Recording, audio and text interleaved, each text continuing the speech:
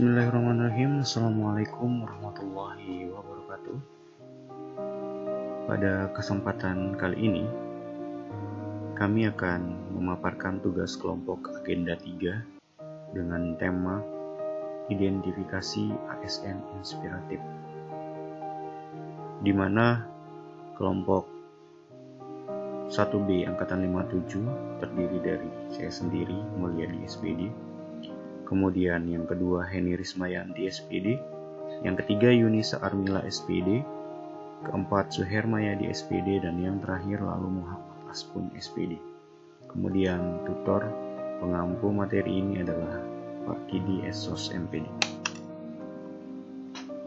Yang pertama, identifikasi inovasi yang dilakukan oleh ASN inspiratif.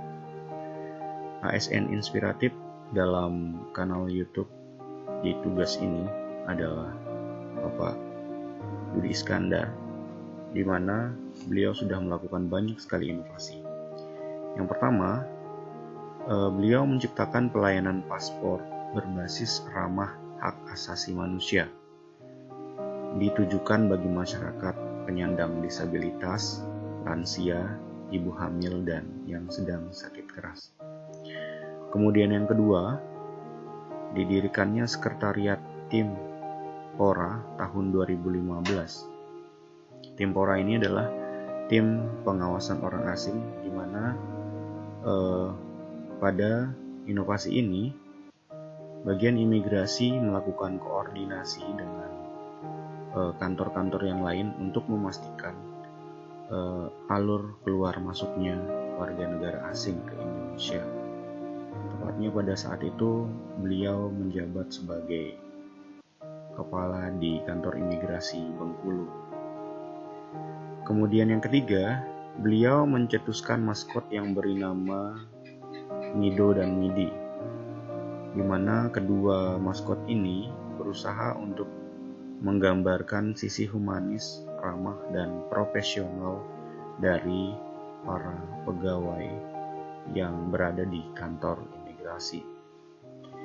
Kemudian yang keempat, beliau menggagas pembentukan media center kantor imigrasi, di mana secara umum media center ini berusaha memberikan pelayanan tentang informasi secara lebih cepat, tepat, dan akurat, serta dapat diakses oleh semua kalangan.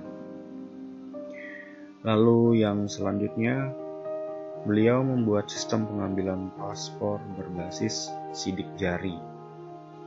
Di sini mencegah terjadinya sistem percaloan, karena paspor tidak akan bisa diambil oleh orang lain melainkan oleh orang tersebut yang sebelumnya harus diambil dulu sidik jarinya. Lalu yang keenam, sistem antrian berbasis foto. Di sini juga sama fungsinya untuk mencegah sistem percaloan di dalam antrian ketika pengurusan paspor dan lain-lain di kantor imigrasi. Soal yang kedua adalah identifikasi stakeholder yang dilibatkan dalam inovasi yang dilakukan. Yang pertama, pada pelayanan berbasis ramah hak asasi manusia, kantor imigrasi menggait atau bekerja sama dengan Andri Foundation yang bergerak dalam bidang kesehatan, khususnya menyentuh para penyandang disabilitas. Lalu bekerja sama juga dengan Setberan HAM, ini yang berhubungan dengan hak asasi manusia, kemudian masyarakat sipil, Komnas HAM, ahli IT imigrasi, karyawan imigrasi, dan percetakan buku huruf Braille. Yang kedua, pada pendirian Sekretariat Tim PORA tahun 2015, inovasi ini berusaha atau bekerja sama dengan TNI, tentu saja, Polri, Kejaksaan, Dinas Dukcapil, Disnaker Dishub, dan Bea Cukai. Karena pada inovasi ini ada hubungan kerjasama yang benar-benar intens dan terus di antara semua kantor yang ada di Bengkulu pada saat itu untuk mengawasi keluar masuknya warga negara asing. Kemudian pada pencetusan maskot Mido-Midi yang menggambarkan sisi humanis, ramah dan profesional, kantor imigrasi, stakeholder yang dilibatkan tentu saja kantor imigrasi, kemudian ahli IT, Direktorat Jenderal Kekayaan Intelektual Kemenkumham, kemudian karyawan kantor imigrasi dan pembuat kostum boneka.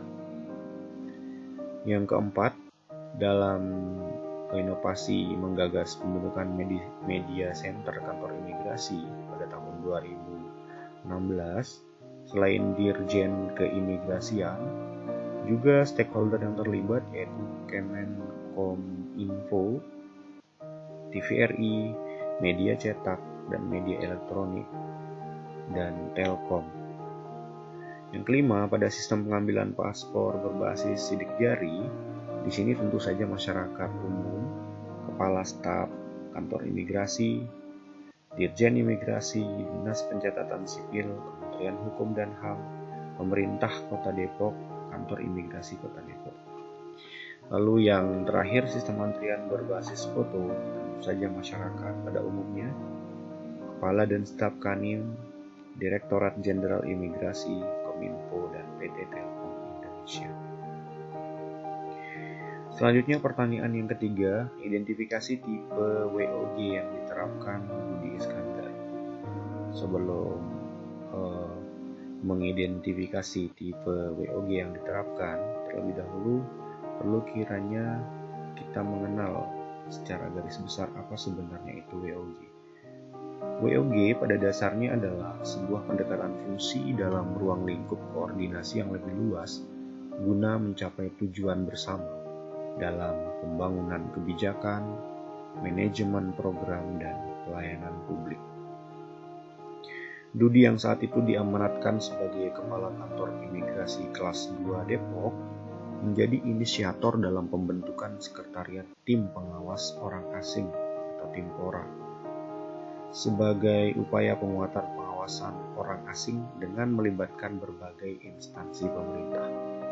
Inovasi ini pun kemudian menjadi percontohan serta dijadikan sebagai proyek nasional di seluruh kantor imigrasi se-Indonesia. Di sini sudah terlihat bagaimana kebijakan dan dari inovasi yang diambil, kemudian bagaimana program itu di manajemen, di mana di sana terdapat banyak instansi yang saling bekerja sama, lalu tujuan akhirnya adalah pelayanan publik yang maksimal. Yang pertama, kategori hubungan WOG adalah koordinasi. Tipenya yang pertama adalah penyertaan, di mana pada penyertaan ini ada pengembangan strategi dengan mempertimbangkan dampak. Misalnya pada pelayanan HAM, pelayanan ramah HAM, di sana benar-benar diberikan ruang yang luas untuk para penyandang disabilitas, ibu hamil, dan masyarakat yang sedang mengalami sakit. Kemudian tipe yang kedua yaitu dialog lewat pertukaran informasi. Ini muncul pada media center. Kemudian joint planning adalah perencanaan secara bersama-sama. Tentu saja apa yang direncanakan di dalam inovasi-inovasi tersebut tidak akan bisa berjalan tanpa perencanaan yang matang dan kerjasama yang solid di antara orang-orang yang bergelut di dalam merencanakan program atau inovasi tersebut. Selanjutnya adalah analisis dampak positif dari penerapan WOG yang dilakukan oleh Budi Iskandar. Salah satu inovasi yang berhasil dilakukan oleh Dudi Iskandar yang mengimplementasikan nilai World of Government adalah melahirkan pelayanan paspor berbasis ramah HAM, PPBR HAM. Dampak positif dari penerapan layanan ini adalah memberikan kemudahan bagi penyandang disabilitas, usia lanjut, ibu hamil, dan orang yang mengidap penyakit kronis untuk mendapatkan kesempatan dan peluang yang sama dalam memperoleh pelayanan publik untuk aksesibilitas baik fisik maupun non-fisik, sehingga menjadikan mereka sebagai prioritas. Ini merupakan bukti bahwa pelayanan harus dapat diakses oleh semua orang, dan setiap orang harus memiliki kesempatan yang sama untuk mendapatkan pelayanan. Ya, demikian tadi hasil analisis kami terhadap tugas agenda 3 tentang identifikasi ASN inspiratif serta hubungannya dengan WLG. Terima kasih. Apabila ada kekurangan, mohon dimaafkan. Kurang dan lebihnya, billahi taufiq wal hidayah. Wassalamualaikum warahmatullahi wabarakatuh.